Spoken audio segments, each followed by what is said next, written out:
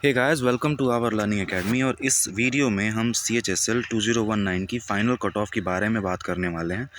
मैं यहाँ पे बहुत सारे फैक्टर्स पेश करूँगा आपके सामने, इंक्लूडिंग एक एक्स फैक्टर भी होगा। और सबसे पहले मैं आपको एक बात बता दूं कि मैं सिर्फ उन्हीं एग्ज़ाम्स की एनालिसिस करता हूं जिन एग्ज़ाम्स को मैं डे 1 से फॉलो करता हूं, और इस एग्ज़ाम्स को मैं डे 1 से फॉलो कर रहा हूं। मैंने इससे पहले भी एक एनालिसिस वीडियो बना रखी है, आप उसे चेक कर सकते हैं। और उसकी एक्यूरेसी कितनी है आप उसको फाइनल जो एसएससी की कट ऑफ है उससे, जो टीयर 2 के बाद कट ऑफ है उससे आप मैच करके आप देख सकते हैं। ठीक है, सो बिना टाइम वेस्ट किए चलिए शुरू करते हैं। सबसे पहली बात, आपको पता है कि कट ऑफ जो होती है बहुत सारे फैक्टर्स पे डिपेंड करने वाली हैं, और मैं बहुत सारे फैक्टर्स आपको दिखाने भी वाला हूँ। पहली बात तो आप ये जान लीजिए कि इस बार जो वैकेंसीज है वो कितनी है, ऑलमोस्ट 4800 के आसपास है। ठीक है, इस बार relative compare to previous year vacancies कम है, जिसके वजह से कट ऑफ ये कारण है एक, कट ऑफ थोड़ी ऊपर जाने की कारण क्या है, BRO जो वैकेंसीज है उन्होंने विदड्रॉ कर लिया है, और जो DEO की वैकेंसीज है वो आई ही नहीं थी। ठीक है, तो ये हो गई कट ऑफ की वैकेंसीज़ की बात।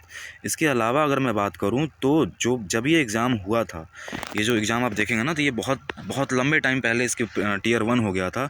तो उस टाइम से लेके जो अब तक है बहुत सारे एग्ज़ाम्स क्लियर हो चुके हैं ऑलमोस्ट। देखा जाए तो CHSL जो 2018 है जिसमें 5200 वैकेंसीज़ थी वो क्लियर हो चुकी हैं। CGL की जो 11,000 वैकेंसीज़ थी वो भी 2018 की, वो भी क्लियर हो चुका है। इसके अलावा CPO 2018 की जो 1221 वैकेंसी, ये भी क्लियर हो चुका है। टोटल ऑलमोस्ट अगर आप देखेंगे तो ये 17,500 वैकेंसीज ऑलमोस्ट होते हैं। ठीक है, एक बात मैं ये बता दूं कि ये जो बताने के पीछे कारण ये है कि इन एग्ज़ाम्स, जब ये टीयर 1 हुआ था इस एग्ज़ाम्स का हमारा, उस टाइम पे हमारा ये CHSL 2019 CHSL जब 2019 हुआ था तो उस टाइम पे CHSL 2 ये जो एग्ज़ाम्स हैं ये पूरे क्लियर नहीं हुए थे। ये जो मैं यहाँ पर लिस्ट में आपको दिखा रहा हूँ, CHSL हो गया, CGL हो गया, ये एग्ज़ाम्स उस टाइम पे फाइनल क्लियर नहीं हुए थे, ये अभी हुए हैं। इसका मतलब ये है कि ये सारे लड़के CGL CHSL 2019 में अपीयर हुए हैं। ठीक है, जिसके वजह से क्या था, एक तो पेपर रिलेटिव कंपेयर अगर देखा जाए तो CHSL 2018 2018 और 2019 में पेपर आसान आया था, पहली बात। दूसरी बात, ये सारे लड़के जो CHSL 2018 के हैं, CGL 2018 के हैं, CPO 2018 के हैं, ये सारे लड़के CHSL 2019 अपीयर हुए थे, जिसके कारण आपने देखा होगा कि जो हमारा कट ऑफ था काफ़ी हाई कट ऑफ गया, क्योंकि नंबर बहुत सारे लड़कों का है। राइट, इसके अलावा कुछ और भी चीज़ें हैं। देखा जाए पिछले साल से, क्योंकि ये एग्ज़ाम टीयर 1 से लेकर देखा जाए तो अब ये पिछले साल ही एग्ज़ाम हुआ था ना, तो ये जो इस बीच में जो देखा जाए तो इस बीच में बैंक्स के बहुत सारे एग्ज़ाम्स क्लियर हुए हैं। बैंक के भी बहुत लड़के ऐसे होते हैं जो कॉमन होते हैं CHSL में, अगर आपको पता होगा। ये CGL नहीं है कि आपको टीयर 2 के लिए पर्टिकुलरली फोकस होना पड़ता है, एक पेपर होता है, बाकी फिर डिस्क्रिप्टिव हो जाती है। तो उसमें अगर बैंक वाले भी अपीयर होते हैं, बहुत सारे लड़के मैं खुद जानता हूँ। ठीक, मैं खुद पर्सनली बहुत सारे लड़कों को जानता हूँ जो CHSL भी अपीयर होते हैं और बैंकिंग के स्टूडेंट होते हैं। राइट, सो अगर देखा जाए तो इस बीच में पिछले साल से लेकर अब तक IBPS PO जो है 2 बार क्लियर हो चुका है ऑलमोस्ट। क्लियर, एक तो दूसरा बार भी क्लियर होने ही वाला है, जो कि ऑलमोस्ट हो ही जाएगा इससे पहले। इसके अलावा IBPS क्लर्क भी हो जाएगा। RRB PO की अगर मैं बात करूँ तो ये हो चुका है 2 बार क्लियर ऑलमोस्ट, और क्लर्क जो है RRB क्लर्क, ये भी 2 बार हो चुका है। इसके अलावा SBI PO भी 2 बार हो चुका है। तो ये ऑलमोस्ट देखेंगे 27,000 वैकेंसीज ऑलरेडी क्लियर हो चुकी हैं उसके बाद से, जब से हमारा CHSL 2019 की प्री एग्ज़ाम्स हुए हैं।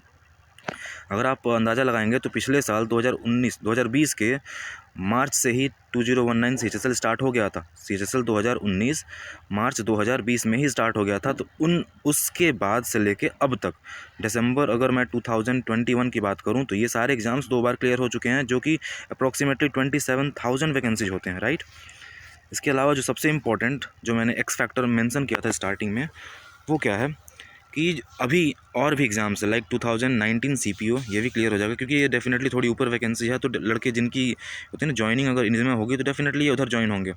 और जो सबसे बड़ी जो चीज़ है वो है CGL 2019 की।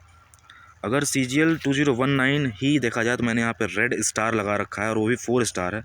कारण यही है कि जो भी लड़के बचे हुए हैं ये क्या हैं, 2019 में अगर आप देखेंगे ना, तो एक लड़का जो कि CHSL 2018 की अगर बात करूँ, CGL 2018 की बात करूँ, जो लड़का CGL 2018-2019 में जो कि टफ पेपर थे, अगर उसकी उनमें नौकरियां हो गई हैं, सिलेक्शन हो गया है, तो जो 2019 की ईजी पेपर है डेफिनेटली उसमें सेलेक्ट हुआ होगा ना। आपको पता होगा कि अगर किसी बच्चे का एक जगह सिलेक्शन होता है तो उसके कई जगह सिलेक्शन होते हैं, क्योंकि उसकी तैयारी उतनी बढ़ जाती है, उस लेवल की हो जाती है। इससे अगर देखा जाए तो जो लास्ट हर्डल है, जो लास्ट मेजर हर्डल है, वो क्या है कि CGL 2019 भी अगर CHSL 2019 से पहले क्लियर हो जाती हैं तो जितने भी क्रीमी हैं स्टूडेंट हैं जो ऊपर के हैं, आई मीन जो करंट में अगर आप देखा जाए जिनके मार्क्स 245 से 250 के जो रेंज वाले लड़के हैं या फिर इससे ऊपर वाले, ये मैक्सिमम वही हैं जो इन एग्ज़ाम्स में सेलेक्ट हुए होंगे, आई मीन डेफिनेटली हुए भी हैं। और क्योंकि ऑलरेडी जिन उनके बहुत ज़्यादा नंबर आते हैं, जिनकी तैयारी बहुत अच्छी होती है, जिनकी तैयारी बहुत अच्छी है, वो सिर्फ एक ही जगह पर सेलेक्ट नहीं हुए होते हैं, वो बहुत सारे एग्जाम्स क्लियर किए होते हैं, राइट। तो अगर लास्ट हर्डल, अगर ये जो इन पे कोर्ट केस है, हमें पता है ना 2019 पे कोर्ट केस चल रहा है, तो अगर ये कोर्ट केस क्लियर हो जाता है 2019 का, तो ये एक बहुत बड़ा फैक्टर होगा 2019 के कट ऑफ को कम करने में। एक और एग्ज़ाम है जो कि IBACIO, जो कि मोस्ट प्रोबेबली 2019 की CHSL क्लियर होने से पहले ये भी क्लियर हो जाएगा, क्योंकि टियर 3 के बाद अभी तक इन्होंने रिज़ल्ट का डेट भी डिक्लेयर नहीं किया। 2019 के डेट डिक्लेयर करेंगे कि रिज़ल्ट कब आएगा, फिर उसके बाद डॉक्यूमेंट वेरिफिकेशन होगा, तो ये बहुत सारी चीज़ें अभी होने वाली हैं, ठीक है।